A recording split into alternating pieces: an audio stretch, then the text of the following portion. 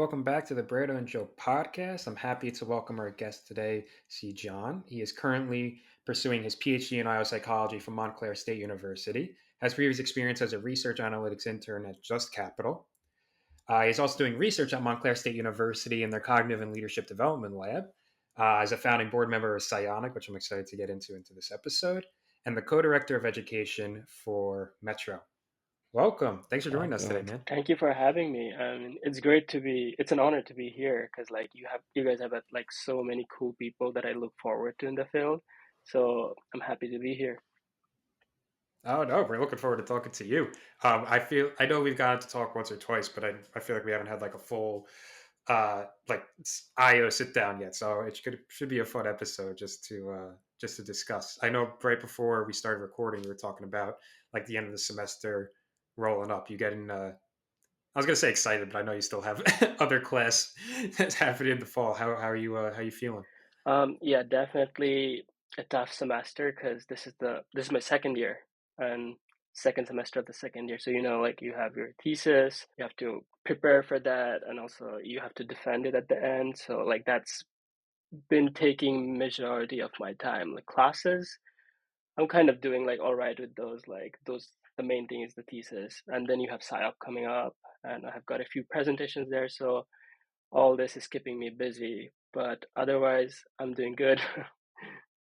Yeah, that's a different environment than we have at Hofstra for sure. Because I know along the way for you, you have to defend, and then that'll take you to the PhD. For us, it's master's internship. We have like a thesis option, but I don't think anyone in our cohort's doing doing the Oh thesis no, option, man. right? I mean, I think it's like if you're super into it, it's not like I'm laughing because it just doesn't sound as fun. But I think if you're really into that like research part of IO, and like that academic side, it's definitely the option. And if you're going for a PhD, it sounds like a great way to kind of get that research underway. Do you think if you had a choice, John, like would you choose a thesis over a internship? Like, has that thought ever come across your mind? Oh, no, definitely. I've thought about that. Like right now, I don't have a choice because I'm in the PhD. I have to do the Hmm. thesis. But like when I started my program, I was a master's student, and then after finishing my first year, then I applied for the PhD. So it was like a transition, and you can do that within my PhD program. But like I was at that point, I was even thinking about like should I do the thesis or should I do the internship options? But like I always knew I was interested in research, and that was kind of what was leading me to apply for the PhD program. So I kind of knew that like I was gonna do thesis. But I would say like there's benefits to both. There's pros and cons to both. So it just depends on like personal preferences. Yeah, I mean, one thing that comes to my mind just thinking about what you've been doing over at Montclair, like what kind of research have you even been looking into? What like topics have you been exploring? And secondarily to that, is the topic that you're looking at in your second year going to be the same topic across when you go for your PhD as well? Those are some good questions. Yeah. So I'm happy to get into that. So actually, it's like it changes. So like when I came to the school, I would say I had like very different research interest than what I have now. I mean, they're still somewhat similar, but like when I was entering the program, I was very interested in team research. So I got myself involved in the team research area within the school, and then I realized how complex it is to get like more than two people in the one room at the same time. So it's a difficult process. And then I also had some interest in leadership research. So I was part of a leadership lab last year, but this year I'm not because of like the workload. But my current lab, which I'm part of and which is also part of my PhD program, is the cognition, behavior, and decision making lab. Okay, so in that lab, there is like a bunch of different kind of research going on. So that professor who runs that lab is Dr. Michael Bixter. He's also the stats person, data science person of the program. So, and that was kind of like my motivation towards joining that lab. Well, some other people joined that lab because there's team research, decision making research, but like my interest was in more like how I can use data science to improve assessment. And more specifically, right now, my thesis where I'm focusing is how I can use NLP, which is like natural language processing, like processing text data compared to normally like in psychological assessment, we use like Likert scales. I think we all have taken some Mhm. Likert scales Yeah. in our psych classes. And like, so what I'm trying to see is like, can we measure this psychological aspects of work using text instead of Likert scales? Because like there's a lot of limitations with Likert scales, as we all know. So that's been my current research. Um, yeah, and my research interest kind of like gonna not change a lot, but because like my primary interest is like natural language processing, but I think like I'm leaning more towards selection after this. So there's like a transition phase between the master's and the PhD program where we have to take this. It's not like a comp, but like it's like the replacement for comp. So we have this exam called prelims exam, which is basically a long, very long lit review and strategic lit review. And for that, I'm choosing like personal selection and how we can use like artificial intelligence, natural language processing to improve that. Yeah, sounds interesting. Sounds like a lot of work. Before I get into my question, Brandon, didn't you do like an NLP presentation, or am I thinking of something else? And I did. I think it was more of like a text mining presentation and using AI to do text mining, and it was really it was so in depth.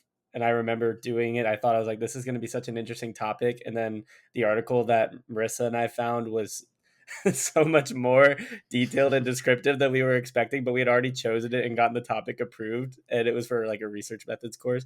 But like that type of research is really, really, like I said, in depth. I'm very impressed to hear that that's what you're looking Yeah, I into, was gonna Sijan. say, props to you, CJ. It sounds like a lot of work. No, no, thank you. Appreciate that. I mean, a lot of the things I have to self-learn myself. Like we have like even in our program we have like the data science track, as I was telling you. But even then, like some of the things like with NLP that are coming that are like more new, right? Like that like things are coming out in the last 2 years, like especially after like the GPT model came out, then another model by Google called BART came out. Like everything changed suddenly, like, and it has been changing really fast. So like a lot of the things I have to self learn myself within like because I'm doing the thesis, like it's kind of forcing me. So it's kind of also a learning experience at the same time. It's a great way to learn it too. Yeah, no, Yeah. exactly. It's there's so many new like AI things coming out that I don't know if really anybody is like an expert on yet, just because it's moving so fast, and it's such like a good skill to have. So I guess doing research on it is going to, or doing research with it rather, will be super helpful. I'm interested. You kind of talked about it a little bit, but coming just into IO in general, did you have that research mindset? Because I know when I came into the program, I was so practitioner focused. I was lucky to do some research my first year of my master's program that got like my mind thinking that way. But I don't know, it just never was really on my mind. And then I guess as we start going through the courses, you're like, oh, I mean, of course it's important, but you start realizing its importance because you see it being applied. When you entered your program, were you like, oh, this is the type of research I want to do and I like this? Or it's kind of just like, oh, what is this research article? And what is this? No. So in my undergrad, like I don't know about you guys, but like I also have to do a thesis. Did you guys have to do a thesis? No. No. Okay. Mm-mm. So like in my undergrad, I had to do a thesis for my psychology major. So I double majored in psychology and business. And for the psychology one, oh, I had to do a thesis. So like that, and even I think it was the last year when I got involved in a lab, and that was just when I was thinking about applying to grad school. And but like I was still thinking about applying to master's program, not PhD. So I was not very involved in research at that point, and it was like also like volunteer research. I was not getting paid for it, but like that kind of uh, nudged me towards the research area. And like the professor I was working with, like I had a really good time, and he was also my advisor at that point, and Dr. Angel Munoz, and he helped me a lot throughout the whole process of application. But like he kind of also guided me towards research, and so when I came into Montclair, I had a little bit of interest, and but like I didn't know exactly what area I wanna going to, because like the IO field is so broad, like there's so many things you to choose from, so it kind of confuses you, but like also it's a positive thing because like there is so many things to choose from. So then I joined the lab, and actually joined the lab that I'm currently part of as my PhD program. Um, and I loved it. And like I had a really good time working with the professor, Dr. Michael Bixter, and um, and he also gives you the freedom to choose your own project. Or like he doesn't force your like his project on you. I mean, you obviously have to do some things for the lab, but like in terms of your own independent project, he gives you ideas. He also gives you the freedom, and that's what kind of like stuck with me. And I'm always curious about finding new things. So research seemed to me like the ideal path for me, and that's why I applied for the PhD. You know, it's fair to like playing to your strengths and trying to figure out what's best for you in your career. Like that, Joe and I started this podcast because students need to hear stories like that of like asking questions to yourself of what will make you like succeed and what you find that you find your enjoyment in. One thing that I wanted to like kind of transition and talk to you about as you're now in your second year at Montclair State is kind of like about the program itself. Joe and I have had a few students from different programs on this podcast.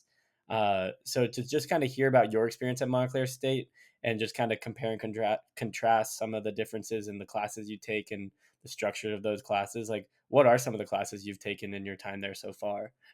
In terms of classes, I think there's a like strict kind of structure that you have to follow. Like I don't know about how it's at your school, but like yeah, we have like a set amount of classes based on your specialization. Because my specialization is data science, so I have like a strict like, oh, these are my classes for the next semester, so it's already been given to me. And classes that I have taken so far. So my first class was like first semester class was work attitudes and motivation. So that's kind of like introduces you to the whole world of IO and the possibilities. So like it introduces you all the different constructs out there. It is. Then obviously I had research method, intervention for effective organizations, data science for social scientists, Python, psychometrics, personal Oh, selection. Python. Yeah. So there's been like a wide variety of classes, and you also get to choose some. I'm sure like you have electives, so like you can also choose what electives you don't have that. Okay, No, Sometimes we I don't forget get that when them. we shake our head, they can't see yeah. that. But no, yeah, you're right. We don't have electives. No Okay, so electives, sadly. yeah, and we do have electives, so like we get to choose like out of the few options. Like uh, I remember like some students at MA programs are trying to choose between either consulting class or a org health class, I think. So Oh wow. there are some variety of options that they provide. And on top of that, they also have like a certificate, which is like a quant certificate. So that gives you also some like quantitative skills that the market, I think, like right now really values. That's actually really, really interesting. So, am I correct in the assessment that everyone's in the Masters of Biopsychology at Montclair, but each student can have a different specialization and they'll take a couple different core classes? So, like, if you're a data science specialization, and there's another specialization, and I don't know, give me another. What's another specialization that they could have? Sorry, I might have confused slightly because so the specializations are only for PhD programs, but for master's program there is no Oh, specialization because it's more like a general um, thing. But like you have electives, so you get to choose like one elective, I think. gotcha. Yeah, but for the Gotcha. PhD program, you have three specializations. So the most popular one is data science, and I think like we're also trying to enforce that because like that's what kind of separates the program, and it's a new program, the PhD program. The MA program has been there for like 20 years or more, but the PhD one is new. So we have data science, psychology, and business. Those are the three specializations. Huh. Oh, okay, that makes sense. Do you mind talking a bit more about the data science specialization? Because I think that's really interesting, and I know I heard Yeah, it's where it's cool. like the cert. I do have the certificate, right, of quantitative research. I think I saw that on your LinkedIn, and I know you talked about. Python, I saw Brandon's eyes light up too. It's not something that we have at Hofstra. We have like our people analytics seminar, and we learn about data analytics, of course, and data storytelling. But that actual data science heavy part of it, um, what are like some of the skills that they teach you? Oh, that's a great question. So, um, yeah.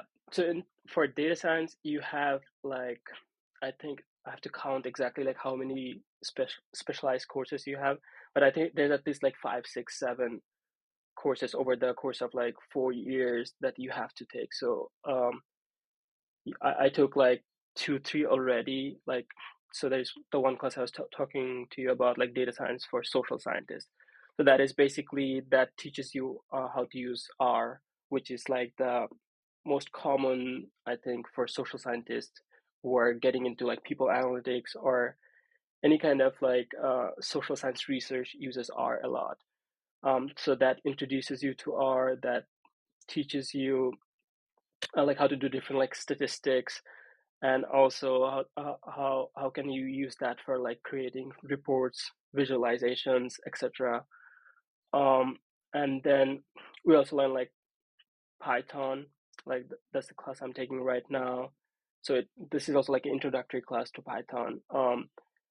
And then next semester I'll be taking data structures, which is like, so it is kind of like you are taking some computer science classes, and I'm literally taking classes with like people who are majoring in like data science, computer science. So it gives you that sides of it, like the technical aspects of it, which you wouldn't probably not get in an IO program. So I think that makes the program itself special, and that's also kind of the reason I applied for the PhD program, because I knew like that would be something that I wouldn't get like from like another PhD program, like even though they're IO related. Um, and in terms of like basic skills, I just feel like you can, like, it's good for your resume, obviously, but like you also end up with something more like a hard skills. And I mean, I'm not saying that soft skills are not important. I think they're more important than the hard skills, but it's difficult to get those hard skills if you're not in a school environment. So that's why I think like it's valuable what they're doing at Montclair. Yeah, 100%. You know, there's a few good things to pick out of that. Pulling back again to the point we made earlier about figuring out what it is you want before you go into your program. Sometimes it's good to ask those types of questions and really assess what could be the best move for you. And it sounds like based off of your interest, Sijan, this program was like a perfect fit in terms of like what you wanted and what you're getting out of it. One question that I have, just hearing about it, it's really interesting, Joe. I don't know, like I always love when we hear from other students at other programs to hear how different it is, because like we don't Definitely. get any exposure to anyone outside of our IO program. So like all of our classes are always fully IO people, either masters or PhD. A question that comes to my mind is when you're in those classes with people who are like might be pursuing like a computer science degree or something else in maybe like the org health classes or something like that, are you finding that like bringing an IO perspective to classes like that is going to provide value to you when you enter the workforce, like working with people who don't have IO degrees but still like trying to get to the same ground and like cover the same topics? Like have you seen that happen in those classes? This is actually something like that I think about like a lot of the times, because like when you gonna enter the marketplace, like if I want a job that is very specific to data science, I'll probably be competing with other data scientists. So I think so that's a tough place to be in, because like they have been learning that as their whole curriculum is based around that, compared to ours where we're learning a lot of the theories.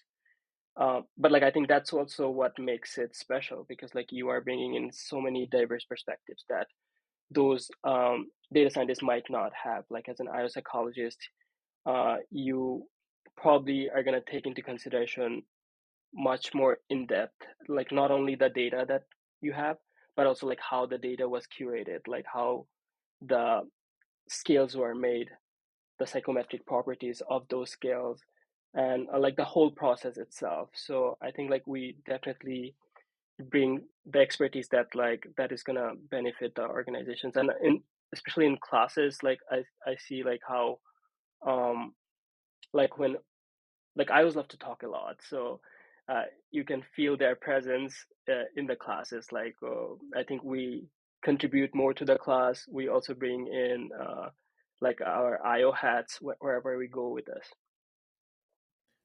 Yeah, I absolutely agree. It's that IO perspective brings that like data storytelling skill that not just data scientist courses might give you. I think it's that perfect mix of that like data analytics and that communication bit. And to align what you were saying, it brings it all together. I'm curious to think because you brought it up before about Python and R. Um, do you think one is better than the other? Because I have an answer, but I want to hear what you think first. Okay, so Not to put that's you a on the good spot. question. Yeah, definitely. So I know some of my colleagues might disagree, but I just like Python. I mean, I started with R. That was my first language I learned, first programming language, and I did most of my work until this year using R. But like when I just learned Python, I just thought like there's more control. You have like more control. That's how I felt. So when you're using R, it's easier to use R in a way because like the functions that you use, they like you have a lot of like predefined packages that you can use that makes your codes much shorter and stuff. But like with Python, I think it gives you a little more control over the nitty gritty, and it also forces you to think more critically with your code. So like as a programmer, I think I would choose Python, but that's just my I opinion. agree. I know a lot of people will disagree. Yeah. No, I agree. I'm probably not as well versed as you in both languages, but I feel like when I used both, I feel like just in a practitioner sense, it seems like more companies use Python. And I feel like if you can use Python, I feel like if you have that programming like knowledge, you could probably end up doing well in either language, just knowing how the code works, and then um, by just like looking it up on like Stack Overflow or something like that, you just have that like Yeah. knowledge. Uh, but I don't know. Python just seemed like there was more to it. It just seems more Yeah. useful in a sense. Absolutely. I mean, I think for social scientists, like the R became famous because of social scientists, and it's also like more new compared to Python. Python has been, I think, like, but Python is more older, and like there's like a lot more contributions going into Python libraries and stuff. But I know like R is also getting super big. But like in terms of like use, like I know like more people uses Python than R. So that's why like the contributions also goes toward that. So and you see it reflect. I hate to say this too, but I feel like in a situation where people are using something more often than something else, that makes it more valuable. So even if people might disagree with you, like if Python is the primary language that people are using, then Python's going to be the one that's more valuable in the moment. Whether that's going to always be the case, that might change. But it seemed like right now that's like one of the things that I've been seeing too in a lot of like job applications when people are looking for someone, like they say like some proficiency, like basic Hmm. proficiency in Python, and I don't think I've seen one yet that said basic proficiency in R, but I've always seen them that say Python. Like it's definitely something that plays a role in that for sure. Yeah, and like right now I am like competing in the SIOP machine learning competition. And for that, we have to use like large language models like GPT, BART, Llama, all those things to create predictions for like four different data sets. And so, like, and we have teammates who only knows R, or like that's the main language they use. And it has been very difficult for them to implement those large language models into their codes because there's only like one or two libraries that gives them access to those large language models. But for Python, you have the whole world open to you. So like it, so that's how you know that like, yeah. That's definitely something we're gonna have to hear more of. I don't know if we have time for this episode, but we were going to do that contest, and then I think we realized that we first need to really make sure we understand machine learning and Python. I think we thought we were just like, all right, we'll take on this contest and we'll kind of like learn as we go and do it, and it'll be like a cool learning experience. And I was like, and then I think after like a couple of weeks, I was like, whoa, whoa, whoa, I need to make Yeah. sure I actually know what I'm doing, and then I can enter the contest. So I will 100% be asking about that next time. Next time we see you, we do have a little bit of time left though. I want to make sure we cover SIONYC, that I know both you and Brandon are co-founders of and I'm a big part of. So I want to ask a question, and then maybe I could just get both of yours opinions on it as someone who is not a founder and a learner. So for our listeners, and you guys can correct me if I'm wrong, but Psionic is like a big IO psychology community network of all the different schools in the New York City greater area. What can students learn from this opportunity in this community? And like, I guess like, why should we join it? I guess I'll ask for you, Sijan, first. Yeah, definitely. I will give my answer, and Brandon, feel free to jump in if I'm missing something. So, I mean, I start a little back. So, like the first time I went to a networking organization was with Metro. And like when I went there, and one of the main thing I learned from like talking to like all the industry professional is the importance of networking in our field.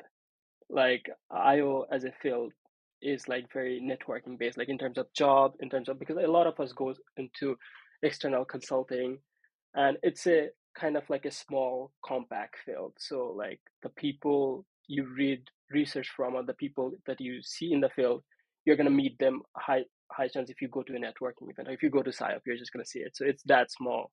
And so like at that point I was thinking like, oh, why doesn't something more for student exists? So, but that was just like an internal thought. And then I met Amanda in another Metro event where she introduced me to Brandon, and then we kind of just started talking, and that led to kind of like Psionic being created. But I think like people should join it, not just because like it gives you that networking aspect, but just also to learn from other students. Like as Brandon, you were saying, like how just staying in your school within the circle, like you only get to learn like what's happening within that school scope, like the classes that you're taking that are, everyone is taking that classes, but like when you talk to other school, they see like the differences. And that also gives you like more different perspective, and you can also like it can also help you like choose your career interest. Like a PsyOp, sorry, IO is like very broad field, so like it's often easy to like kind of like discover yourself, like not knowing like which actually what is actually your career going to look like. So like just by having the student connections where it's easy to like talk to other students, because you don't have to fear them, like they're not working in the industry already, they're like they have the same status as you, you're students, so talk freely, become friends, and that can also eventually lead to collaboration. So I think that was the main purpose, at least for me. But Brandon, feel free to jump in and say what you thought of like when you started it. Yeah, you covered a lot of what was going through my head. Big shout out to Amanda as well for connecting us and all three of us, with Alexandra included, and a few other board members, like making this happen. I think that something that gets lost in IO psychology sometimes, when because so many people come from like a purely psychology background, is like the business side and the networking piece that you said, Sijan. Uh, it provides so much value for students out there. And that's why I think Psionic is very big for the students of the New York City area. And Sijan and I both are, and the other board members are looking to try and have like a transition plan in place. So even after we graduate from our programs, like this will still be something that continues, because there is going to be value in the students that you're coming up with around the area at the same time, whether that's from a research standpoint or from a practitioner standpoint. Like all of us, like just us sitting here on this call, like we are kind of like coming up at the same time. So we now know who we can lean on later on in our careers if we ever need to, just based off of the experience that we've had and getting to network with each other. Like Joe spoke to at the beginning of the podcast, we've gotten to see each other before, but and actually one of those was a psionic event. So things like that, I think, are really valuable for students to be able to meet other students. And when Amanda met Sijan, she told I remember her telling me, she's like, I've got the president for Montclair State. Um, he's very interested in connecting with other students. Let's make this happen. And I was like, yeah, let's definitely make this happen. And I think that students are going to see that as you connect with other students from other programs, not only will you see other perspectives, but you're going to meet other people who are like-minded, even though they might be somewhere else. So like Sijan and I have gotten to chat about a lot of different things, and we've learned that we're like-minded just from like going to psionic events and like meeting each other through those. So I just think, Joe, to like kind of get to the meat and potatoes of what you're asking, it's for students, there's a lot of value in meeting other students, but on top of that, like it's the network increases exponentially once you meet one person, because you'll meet multiple. Like Sijan got to meet you through me. And so that's two people out of one. And I just think that's an example of like many more things to come, and providing events and opportunities for people to show up and just be there. By the time this episode comes out, we'll have already had, I believe, our two events of the year before, Joe, you and I graduate. But we still look to like keep people involved, and I just think there's a lot of value in it, and I think it's just the beginning. I think that we started this, and I think that there are going to be people who take it way further. I don't think that it ends with us. Yeah, no, you guys started something uh, amazing, and I'm like super excited to like go into these events and meet all the other students. And see, John, I want to highlight something that you stated, that we're in a huge field, and as students, as nice as everybody is, sometimes it can be hard to talk to like practitioners or people who are so deep into the field, and you're like, I kind of just want someone to talk to about maybe salary or stuff that you're not as comfortable bringing up to somewhere higher up. So who do you bring that up to? You bring it up to other students who also have those same sorts of questions, and that's exactly what psionic can bring. I think a lot of people go into IO as, I don't want to say not your first choice, because it's definitely a great choice, but it's not always the first thing that comes to mind when you're going to graduate. Some people think like clinical psychology or business school, and then if they find out about IO, they're like, oh, this sounds even better. So going into those programs, you could not really know what to expect, and it can almost feel, I want to say, like lonely at sometimes. So having Psionic, just like a community of all these different students that have all these same thoughts and all these same questions and concerns, it's only going to grow, and it's only going to help the entire community in general. So I'm excited to see what it turns into. Like I wonder how far it's going to go. And you're right, it's come so far, and it's only just the beginning. Joe, I want to add one more point too. I like to call psionic low stakes networking, just in terms of like like I know that sounds kind of funny, but like, see, John, you and I got to meet at a Metro event, and sometimes coming in, there are a lot of students who go to those, but sometimes coming into those, like it can still feel a little bit more like pressure, just because of like some of the faces that are in the room, and like you take some of that away when you go to a psionic event, because you know you're with students. Like I remember us three and a couple other people from other programs chatting, at Penny Farthing when we were there, and we weren't even necessarily talking IO at first. We were just talking about random things like sports or something like that, and then it turned into us talking about different careers in IO. So that's why I like to say like the low stakes networking. Like no, we none of us were worried because we were having a nice conversation, but we still got the same learnings out of that conversation. So just to like kind of enforce that point you made, Joe, I just wanted to add that. No, yeah, absolutely. And I mean, yesterday I had like a networking session, like through Metro, that I was like helping coordinate. And some of the things that they were talking about in that, like some of the things that Christina was leading the session, she was like giving tips on. And I think like we do that very well within Psionic. And that's exactly what you said. Like it's because it's so low stake. Like you can choose to like who you want to talk to. There's no pressure with you, and like it's very easy to connect to other students compared to connecting to, it's not transactional, it's more relational. So like that definitely helps. No, that's a great. I'm going to coin that term. It's not transactional; it's relational. That's a great way of putting it. It looks like we're hitting our time limit, though, so we'll end off with our last question. If you had one piece of advice to give to prospective IO students or people currently in a program, what do you think it would be? I would say look into your strength first.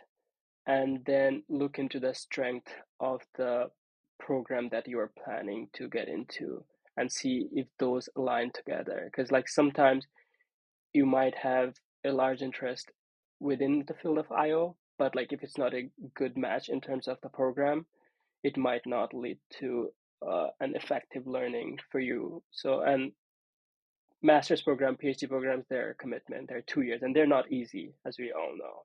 They take a lot of effort. So you wanna spend a lot of time thinking about like which program you're getting yourself into before you go into. But like if you do the research, if you look into the program curriculum, the kind of thing that's they're researching into, and all other stuff, I think that would be the best way to set yourself up for success for, in a master's or PhD program. You know, that's great advice, Sijan. And we've kind of echoed this as we've talked through this episode, just about like the idea of introspection when you're looking into your graduate programs. And like a personal anecdote is for me is like I got lucky for Hofstra's program. I think that it aligns very much with my values and how I would like to be as a practitioner, and just the way that they structure the program and my strengths. Um, but that was only because I got into the program extremely late, and it was the only one that was still accepting and had open enrollment. If I had gotten into a program similar to yours, Sijan, I think it would have been a lot more of a struggle for me on the data analytics side, because that wasn't one of my strengths. I would have been able to build them up, but in the meantime, it would have been difficult. So for students out there who are looking for programs, look into not only like the courses, but like some of the things that these programs offer for their students, that whether that's like certificates or like for Hofstra, we have the Hogan. You were talking about like the data credentials that you get at your Sijan. Like it's different per program, and I think that that's a really good thing to think about, because you could go out there and you could start a program, and grad school isn't cheap either most of the time. So like when you're going to grad school, like you've got to be prepared and like look and do the research and look into it, because you never know, like if you get something started, like it's really hard to stop that once you've entered grad school. So definitely doing that research, I think it's great advice. And for students to hear that from a student like yourself, C. John, I think it sets a good example for them for sure. Thank you. Yeah, no, I like that, aligning your strengths with your the school strengths. I don't think we haven't heard that one yet. Have to throw it up on the LinkedIn. But thank you, C. John, for joining us today. It was a really cool episode. I'm excited for people to hear a little bit about Montclair. We haven't had that school in this podcast yet, so it'll be interesting to highlight. And SIONYC too. It should be a really great listen. So thanks for joining us today. Thank you for having me. It was a great time talking to you both, guys. Another great episode there, Joe. C. John, he's a good friend. I'm really happy we were able to get him on here. It's funny, when I first met C. John, we hopped on Zoom, or the first time I met him, we hopped on Zoom, and I told him how you and I had this podcast, and he was telling me, he was like, "Yeah, I actually like wanted to do a podcast one day." So that's really cool that you guys have that. So it's really cool we were able to get him on here, and he could practice. Maybe he'll still do it one day. Yeah, no, I highly encourage anyone who wants to start an IO podcast to do it. Hundred Brandon and I percent. definitely don't own the IO psychology space, and it's always cool hearing different perspectives, um, and especially students from different schools, because then you kind of get like a different perspective all over, not just in New York, but like there's IO programs everywhere, all over the country. Um, but for this particular episode, Sijan did an amazing job. It was great getting to talk with him, and hopefully we get to see him soon again. Oh yeah, for sure. You can tell he's smart. I'm excited to see what he's going to do in the field. And it's cool talking to students who are our age, doing like learning the same stuff but going a completely different path. I think, like, especially like you get siloed sometimes in your own program. So when we get those experiences with people in other ones, plugging Psionic again, getting to meet people in other programs. But in general, it's just really cool to hear like people doing this in different ways. And see John, I'm excited to see what he does with his career for sure. Yeah, no, the machine learning stuff is really interesting. We'll have to follow up and see how his team did. But thank you everybody for listening, and we will see you next Friday.